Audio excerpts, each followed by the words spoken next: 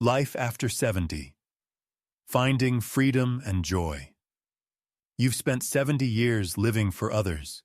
You worked tirelessly, raised your children, maintained appearances, and worried about what others thought.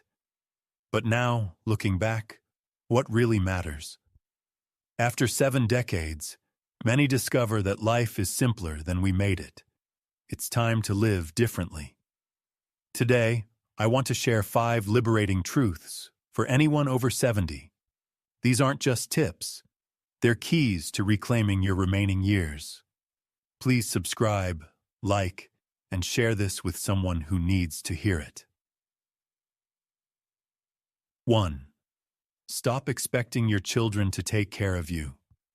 Do you still wait for your children to call? Do you feel hurt when they don't visit? Here's the truth. Your children have their own lives. They're busy with careers, spouses, and their own children.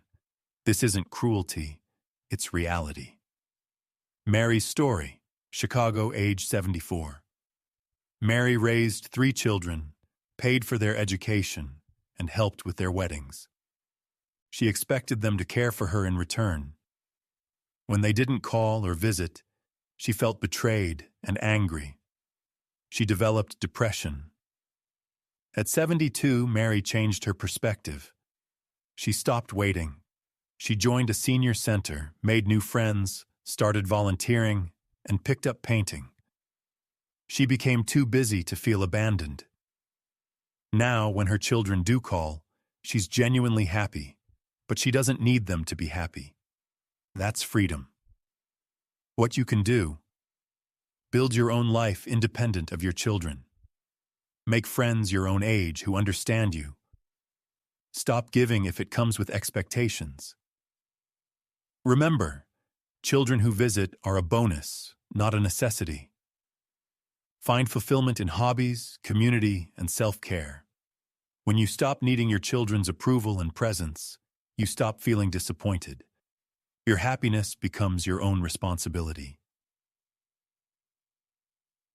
2. Stop caring what others think. Are you still worried about what the neighbors will say? Do you avoid doing things because someone might judge you? After 70 years of living for others' approval, it's time to stop. Robert's story, Boston, age 72. Robert spent his whole life being the good guy.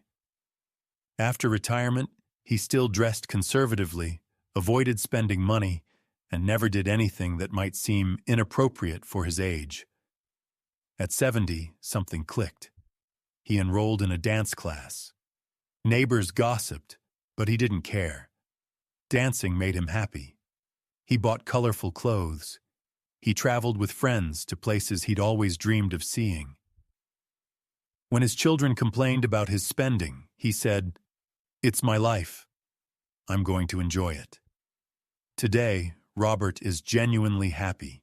He lives without apology. What you can do: take that class you've always wanted to try. Wear what makes you feel good. Travel while you still can. Date if you want to. Yes, even at 70 plus. Spend your money on experiences, not just savings. Stop performing for an audience that doesn't matter. You've earned the right to live authentically. What others think is their problem, not yours.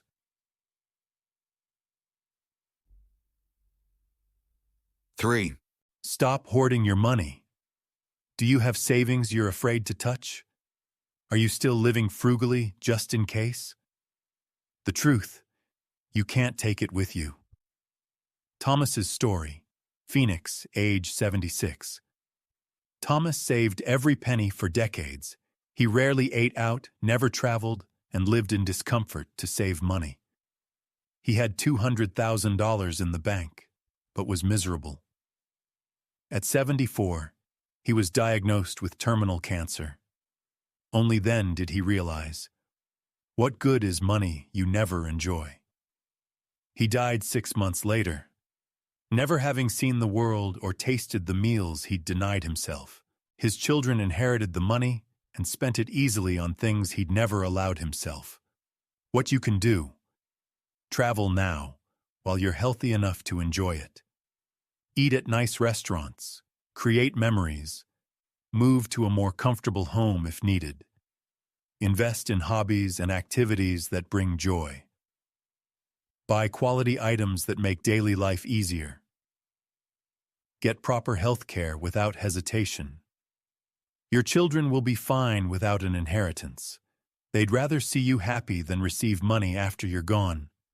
Spend it on yourself while you can still enjoy it. 4. Stop living in the past. Do you constantly talk about the good old days? Do you compare everything to how it used to be? Living in the past makes the present miserable. James's story, Seattle, age 73. James couldn't stop talking about his career. Every conversation began with, "When I was at the company." He carried old business cards and introduced himself by his former title. Friends avoided him. His children were exhausted by the repetition. He felt invisible in the present because he was living in the past. At 72, James realized he needed to let go. He threw away the business cards, stopped the stories, and took up photography. In his camera club, nobody cared about his past. They cared about the photos he took today. He discovered that the present can be just as meaningful as the past. What you can do: stop repeating the same stories. Accept who you are now, not who you were. Start new hobbies and interests. Make plans for the future, not just reminisce about the past. Let go of regrets. You can't change history. Focus on today's experiences. The past is gone. Today is what matters. When you embrace the present, you finally become free from what was. 5. Learn to enjoy solitude. Are you afraid to be alone? Do you feel lonely eating by yourself or spending a day without company? Learning to enjoy your own company is one of life's greatest gifts. William Story, Portland, age 75. After his wife died, William fell apart. He couldn't stand being alone. He went to the senior center every day just to be around people and called his children constantly. At 73, he discovered reading. He found that quiet time with a book was actually peaceful. He started writing his memoirs. He took walks alone and found them meditative. Now William enjoys solitude. He has breakfast quietly, reads, writes, and takes peaceful walks. He's not lonely. He's content. What you can do: practice eating alone at restaurants. Develop solitary hobbies: reading, writing, gardening, art. Take yourself on outings, museums, movies, concerts.